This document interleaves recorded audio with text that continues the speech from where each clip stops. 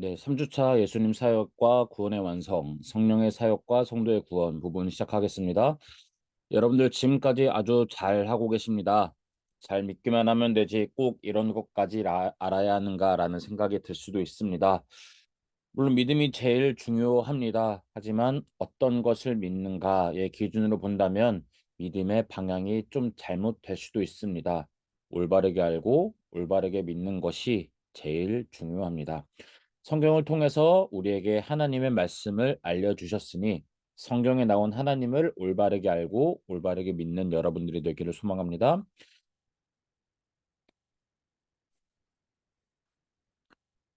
예수님은 어떻게 잉태되었습니까? 동정녀 마리아의 몸에서 성령으로 잉태되었습니다. 예수님이 누구신가 하는 것은 우리의 신앙에서 아주 중요한 문제입니다. 예수님을 위대한 성인이나 훌륭한 도덕가, 그저 인간의 수준으로만 인식하게 된다면 절대로 기독교 신앙을 올바르게 이해할 수 없습니다. 죄사함에서 가장 중요한 것은 죄가 없는 상태와 피, 곧 생명입니다. 그렇기에 구약의 제사 방법은 동물에게 나의 죄를 전가시키고 그 동물이 나 대신 죄를 짓고 피를 흘림으로써 죄 씻음을 받았습니다. 하지만 동물은 인간의 죄를 다 해결할 수 없습니다. 그저 임시 방편이었습니다. 인간의 죄를 해결하려면 죄가 없는 상태의 인간과 동등된 존재가 필요했습니다. 그리고 그 존재는 우리를 위해서 피를 흘려 생명을 바쳐야만 했습니다. 그래서 예수님은 하나님의 아들이지만 처녀인 마리아 몸에 잉태되어 이 땅에 오신 것입니다. 천의 몸에 아이가 잉태된 것은 일반적으로는 절대로 있을 수가 없는 일이죠. 하지만 이 믿을 수 없는 일이지만 이것을 성령의 역사심으로 우리는 믿고 고백하는 것입니다. 예수님이 사람의 몸으로 태어나신 것은 인간의 죄를 해결하기 위함이고 인간의 입장에선 말할 수 없는 기쁜 일입니다. 하지만 하나님과 동등된 위치에서 인간으로 낮아지신 것. 하지만 예수님의 신분이 변하진 않았습니다. 예수님은 100% 사람이시면서 100% 하나님이신 것을 우리는 믿어야 합니다. 예수 그리스도의 두 성품은 무엇입니까? 참 하나님이시며 참 사람이시므로 신성과 인성이 있습니다. 이 두 성품이 예수 그리스도의 한 인격 속에 연합되어 있습니다. 연합이라는 말과 합일이라는 말이 있습니다. 이 두 가지는 다 두 가지 이상의 것이 하나가 되었다라는 뜻을 갖고 있습니다. 하지만 다른 점이 있다면 합일은 두 가지 이상의 것이 합쳐졌지만 기존의 것, 즉 합쳐지기 전의 상태가 사라진다라는 것입니다. 하지만 연합은 합쳐져도 기존의 것이 사라지지 않고 두 가지가 하나가 돼서 기존의 것이 살아있다라는 특징이 있습니다. 합의를 쉽게 생각한다면요, 바닷물에 생수를 섞은 상태라고 생각하시면 됩니다. 그리고 연합은요, 예수님은 인간의 모습으로 오셨지만 예수님 속에 하나님의 인격과 사람의 인격 두 가지가 동시에 살아 있었다. 두 가지가 다 존재했었다. 그렇기에 연합이라는 것을 생각하면 됩니다. 예수님도 힘들할 땐 힘들어하셨고 아플 땐 아파하셨습니다. 주위 사람들도 예수님에게서 전혀 이상한 점을 발견할 수 없었고요. 똑같은 인간으로 착각할 때도 많았습니다. 하지만 예수님이 말씀을 가르치실 땐 진리가 그 안에서 쏟아져 나왔으며 예수님의 능력 앞에서 바람도 잔잔하고 파도도 잔잔하며 병이 치료되고 죽은 자가 살아나는 기적도 일어났었습니다. 신성과 인성은 무엇입니까? 신성은 하나님의 성품이고 인성은 사람의 성품입니다. 예수님도 화장실에 가셨을까요? 예수님도 배가 고프셨을까요? 당연합니다. 예수님은 우리와 똑같은 인간이셨기에 우리가 겪는 모든 것을 겪으셨습니다. 화장실에 가셨고요. 배가 고프셨고 피곤을 느끼셨습니다. 예수님은 인성도 갖고 있지만 신성도 갖고 있습니다. 물로 포도주를 만드셨고 오병이어의 기적을 일으키시고 죽음에서 부활하시고 자신이 하나님의 아들이신 것을 입증하셨습니다. 예수님의 인성이 우리와 다른 점은 무엇입니까? 우리의 성품과는 동일하나 죄는 없으시다라는 것입니다. 예수님의 본성은 하나님이십니다. 하지만 외적으로는 우리와 똑같은 사람이셨습니다.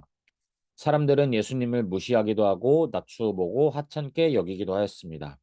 하지만 예수님께 한없는 진리의 말씀과 능력이 쏟아져 나오는 것을 본 자들은 하나님의 아들이신 것을 고백하기도 합니다. 아무리 훌륭한 사람을 만나도 사람이라는 한계를 갖고 있습니다. 지식의 한계가 있고 능력의 한계가 있고 거룩함에는 당연히 부족함이 있습니다. 그렇지만 예수님은 완전히 거룩하시고 인격적으로 흠이나 티가 없으신 분입니다. 예수님의 12 제자 이름은 무엇입니까? 네, 이렇게 나와 있는데요. 예수님께서는 많은 사람들에게 복음을 전하는 일도 하셨지만 소수의 사람 12명의 제자를 뽑아서 가르치시는 일도 하셨습니다. 제자 삼아서 친히 삶의 본을 보이셨고요. 예수님을 인격적으로 닮도록 하셨습니다. 제자들은 예수님의 말씀을 전한 일에 도움이 되었고 보내심을 받아 여러 마을에서 귀신을 쫓아내고 병자를 고치고 복음을 전하는 일을 합니다. 12 사람을 제자로 뽑으신 것은 예수님이 승천하신 뒤에 예수님을 보고 듣고 경험한 자로서 증인이 되어 예수 그리스도를 전한 일을 감당하게 하기 위해서였습니다. 다음은 예수 그리스도의 3가지 직분은 무엇입니까? 선지자, 제사장, 왕. 이렇게 3가지가 있습니다. 그리스도라는 뜻은 메시아라는 뜻과 동일하며 기름 부음 받은 자, 어노인팅라는 뜻을 갖고 있습니다. 구약 시대에는 하나님이 보내신 사람이라는 표시를 기름을 부어서 구별을 했습니다. 우리가 잘 알듯이 사무엘을 통해 기름 부음 받은 다윗이 있습니다. 머리에 기름 부음 받은 사람은 3가지 직분을 가집니다. 선지자, 제사장, 왕. 이 3가지 직분은 예수 그리스도가 오셔서 하실 일을 구약에서 상징적으로 보여주는 것이었습니다. 예수님은 이 땅에 오셔서 하나님의 말씀을 전해주셨습니다. 예수님은 십자가에 위에서 죽으셔서 자신을 제물 삼아 단번에 제사를 드리셨습니다. 예수님은 죽음 가운데서 부활하셔서 하나님의 보좌 우편에서 영원히 온 세상을 다스리십니다. 그럼 예수님은 선지자의 직분을 어떻게 행하셨습니까? 선지자는 자신의 뜻이 아닌 하나님이 주시는 감동으로 하나님의 말씀을 받아서 사람들에게 그대로 전하는 사람입니다. 예수님은 이 땅에 오셔서 하나님 아버지와 의논하신 내용 그대로를 우리에게 전하셨습니다. 첫 번째는요, 우리를 향한 하나님의 사랑, 둘째로는 이 세상의 멸망과 심판, 세 번째는 영원한 구원입니다. 예수님은 인간에게 하나님의 사랑을 전하고 이 세상의 심판을 전하셨습니다. 그리고 믿는 자들의 영원한 구원을 전하시고 약속하십니다. 그렇기에 예수님이 전한 말씀을 복음이라고 부르는 것입니다. 예수님은 제사장의 직분을 어떻게 행하셨습니까? 영원한 대제사장으로 우리 죄를 위해 단번에 자기 몸을 화목제물로 드리셨고 지금도 우리를 위하여 항상 중보의 기도를 하고 계십니다. 제사의 진정한 의미는 하나님의 아들이 오셔서 십자가 위에서 죽으심으로 우리의 모든 죄를 대신 책임지고 짊어지는 것입니다. 예수님은 십자가 위에서 자기의 몸을 단 한 번의 제사로 드리셨고 우리의 모든 죄를 담당하셨습니다. 제사장 중에 제사장이시면서 자신이 희생 제물이 되신 것입니다. 부활하시고 원래 계셨던 하나님 곁으로 돌아가셔서 하나님 우편에 지금도 대제사장으로 끊어졌던 하나님과 우리의 관계를 회복시키셨던 것처럼 지금도 여전히 하나님께 계속 기도하는 역할을 하고 계십니다.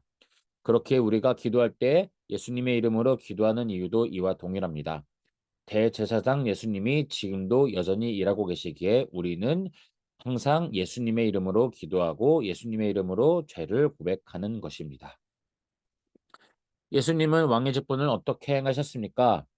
세상을 다스리시고 보호하시며 모든 원수를 이기십니다.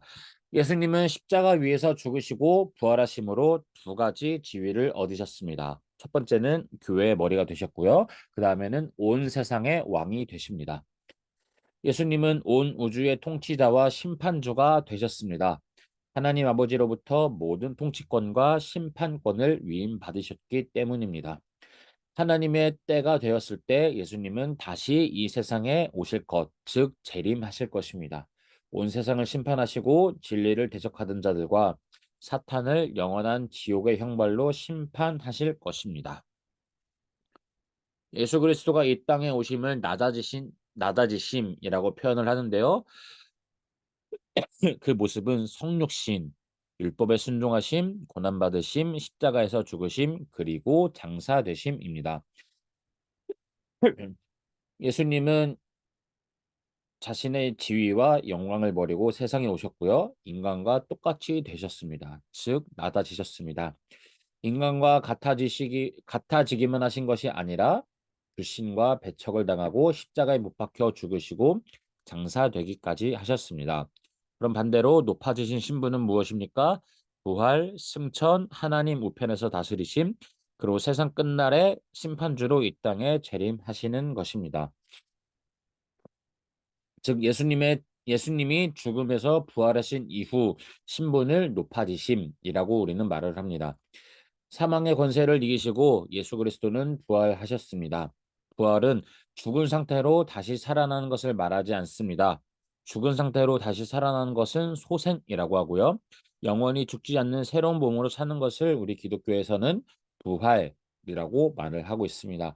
하늘로 올라가신 것을 승천이라 말하면 재림하실 때까지 다시는 인간의 몸으로 이 세상에 오시지 않습니다. 앞에 말했듯이 예수 그리스도는 지금 하나님 보좌 우편에서 온 세상을 다스리고 계십니다. 그럼 구원받은 성도는 어떻게 살아야 합니까? 예수님을 위해 살고 복음을 전하며 말씀에 따라 살아야 합니다. 예수 믿는 자들은 죄에서 구원받은 사람들입니다. 그렇기에 우리는 다른 사람들도 죄에서 구원받을 수 있도록 도우미 역할을 해야 합니다. 그러므로 우리는 계속해서 복음을 전해야 하는 것이고요. 우리는 그리스도의 은혜로 구원받았다라는 것을 잊지 말아야 합니다. 다음은 우리의 구원은 어떻게 시작됩니까? 하나님의 예정과 성령의 부르심으로 시작이 됩니다. 이 예정이란 단어가 조금은 이해하기 어렵고 어려운 단어라서 간단히만 소개해 드릴게요. 우리가 구원받기 위해서는 하나님이 우리의 구원을 위하여 먼저 일을 행하셔야 합니다. 즉흥적으로 아무렇게나 우리를 구원하신 것이 아닙니다. 창세전에 이미 우리를 아시고 구원하시기로 작정하셨습니다. 이것을 하나님의 예정이라고 하는데요. 창세전에 인간이 이미 죄를 지을 것을 이미 아셨다고 한다면 창조를 안 하면 되지 않았을까요? 아니면 죄를 짓지 않게 만드셨으면 됐지 않나요? 라는 물음이 생길 것입니다. 하지만 하나님이 인간을 창조하실 때 인격체, 즉 하나님의 형상을 닮은 자로 창조를 하십니다. 이것을 자유의지를 허락하셨다라고 말을 하는데요. 이 자유의지는 인간에게만 허락하신 것입니다. 하나님을 순종할 수 있는 의지도 주셨지만 하나님을 불순종할 의지도 주셨다라는 것이죠. 무조건적인 순종은 로봇과 다름없습니다. 하지만 내가 죄인 되었을 때 비로소 하나님이 나를 사랑하시고 나를 구원하셨다라는 것을 알게 될 때 그때야말로 은혜를 입은 자로서 순종이 이루어지는 것. 이것을 하나님이 원하시는 것입니다. 네, 다음은 성령은 무엇을 깨닫게 합니까? 하나님의 말씀과 우리의 죄 및 그 죄의 비참함을 깨닫게 합니다. 계속 말씀드리고 있는 것이 성령이 하시는 역할입니다. 내가 죄인임을 깨닫고 인정하고 하나님이 나를 사랑하시고 구원하셨다라는 것을 알게 해주는 것이 바로 성령이 하시는 역할이죠. 내 안에 예수님이 계시다라는 말은 뭐 어느 정도는 맞는 말이지만 조금 더 정확히 말하면 내 안에 계시는 분은 성령님입니다. 예수 그리스도는 아까 말했듯이 하나님의 보좌 우편에 앉아 계셔서 왕의 역할을 감당을 하고 계시고요. 우리 안에서 우리를 변화시키시는 것은 우리 안에 계신 성령님이라는 것입니다. 누가 우리를 거듭나게 합니까? 성령께서 하십니다. 거듭나다는 다시 태어나다라는 뜻으로 앞서 말씀드린 것과 계속해서 연결이 되고 있습니다. 우리는 한번 이 세상에 태어난 존재로서 모태 속으로 다시 들어가 두 번 태어날 수 없습니다. 여기서 다시 태어난다라는 것은 하나님의 능력으로 영적으로 완전히 새로운 사람이 되는 것을 의미합니다. 즉 옛사람은 죽고 새 사람으로 다시 태어나는 것입니다. 옛사람은요 하나님을 대적하고 죄만 짓던 모습에서 새 사람 하나님의 거룩한 성품을 닮은 모습으로 다시 태어난다라는 것이죠. 성령께서 우리를 무엇으로 거듭나게 하십니까? 하나님의 말씀으로 하십니다. 이런 성령을 통한 거듭남과 죄를 깨닫는 것 등등 오직 하나님의 말씀으로만 가능합니다. 하나님의 말씀은 죽은 영혼을 능히 살리시고요. 복된 삶을 살게 하신다라는 것을 잊지 마시길 부탁드리겠습니다. 진정한 회개는 무엇입니까? 성령께서 깨닫게 하심으로 자기 죄를 뉘우치고 예수 그리스도께로 나아오는 것입니다. 회개, 회개가 무엇이냐면요. 잘못을 뉘우치고 고친다 라는 뜻을 갖고 있습니다. 어떻게 보면 개과천선이라는 말과 비슷한데요. 하지만 전혀 다릅니다. 개과천선은 잘못된 길을 버리고 착한 사람으로 다시 태어나겠다. 그리고 그것을 결심하고 실천하고 이뤄냈을 때 하는 말인데요. 개과천선에는 사람의 의지가 아주 많이 반영이 됩니다. 하지만 회개는 내가 하는 것이 아니라 성령님의 일하심을 통하여 이루어집니다. 즉, 개과천선은 나의 포인트가 가 있고요. 회개는 성령님의 포인트가 가 있습니다. 그렇기에 개과천선과 회개는 비슷해 보이지만 완전히 다르다라는 것을 잊지 말아야 합니다. 회계의 3대 요소는 무엇입니까? 지적 요소, 감정적 요소, 의지적 요소 이렇게 세 가지가 있습니다. 근데 바울은 에베소서 4장 말씀을 통해 옛사람을 벗어버리고 새 사람을 입으라고 말씀을 합니다. 하나님 앞에 경건해지기 위해서는 우리의 힘과 결심만으로는 되지 않습니다. 죄는 우리를 하나님과 계속 멀어지게 만들고요. 하나님을 찾아볼 수 없는 세상으로 우리를 인도합니다. 우리에게 가장 필요한 것은 하나님과 멀어진 우리가 다시 하나님과 가까워지는 것입니다. 또 말씀에 은혜 받고 깨닫는 것입니다. 하나님의 은혜를 기대하며 우리 안에 역사하실 성령님을 기대해야 합니다. 하나님과 가까워지면요, 죄와는 자연스럽게 멀어지게 됩니다.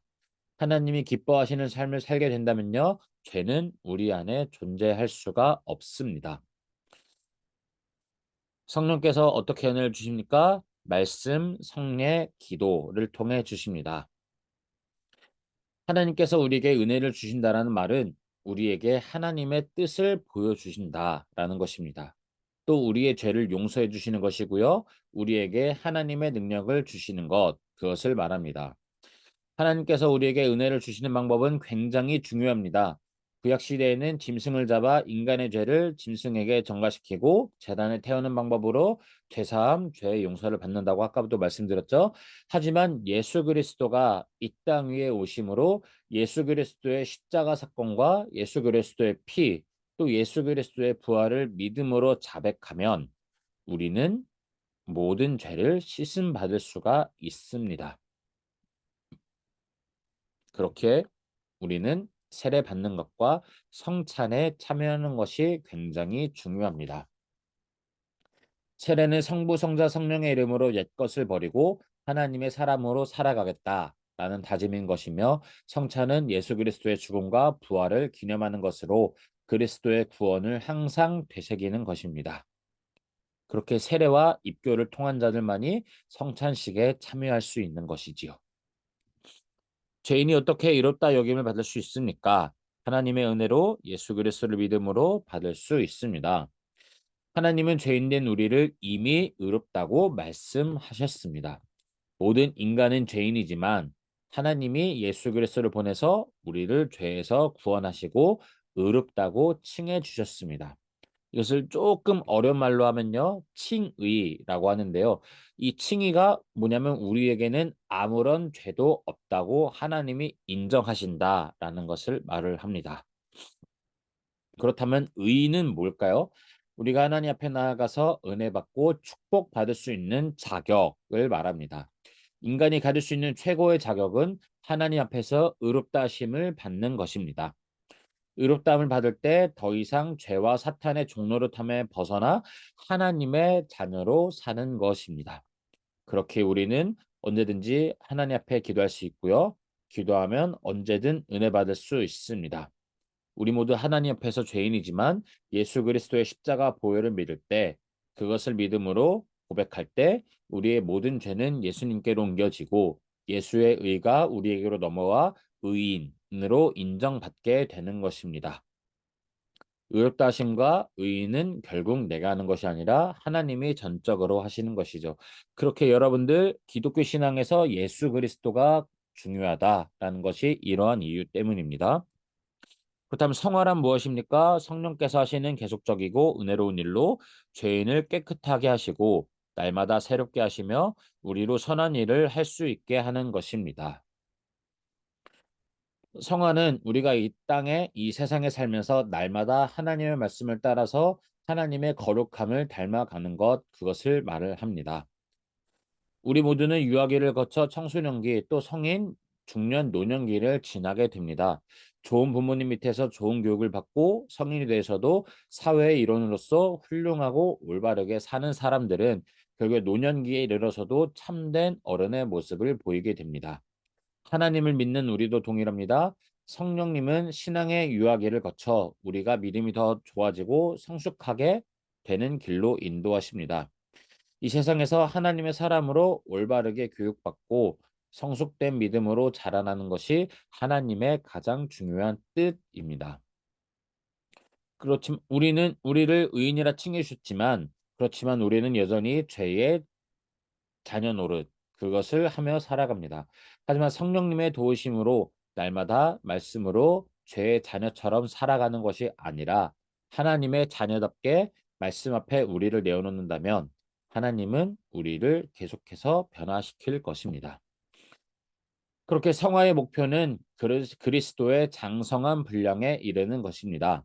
말씀과 은혜로 우리가 성화되어서 하나님의 자녀답게 강한 믿음, 성숙된 신앙, 주님을 닮은 거룩한 성품으로 만들어가는 우리가 되길 소망합니다. 네, 마지막으로 성도가 구원받는 순서는 어떠합니까? 여러분들 굵은 밧줄을 멀리서 보면 한 개의 밧줄이지만 가까이에서 보면 여러 개의 줄들이 서로 함께 엮여서 단단한 하나의 밧줄을 이루고 있는 것을 볼 수 있습니다. 마찬가지로 구원을 멀리서 보면 한 개의 구원으로 보이지만 자세히 보면 수많은 복들이 함께 엮여 우리의 구원을 이루고 있는 것을 볼 수 있습니다. 지금 여러분들이 보고 있는 9가지가 구원의 순서인데요. 하나하나 자세히 공부하기엔 영상으로도 한계가 있고 네, 이야기에도 다 어려움이 있기 때문에 이 정도가 있다 정도만 알고 있으면 됩니다.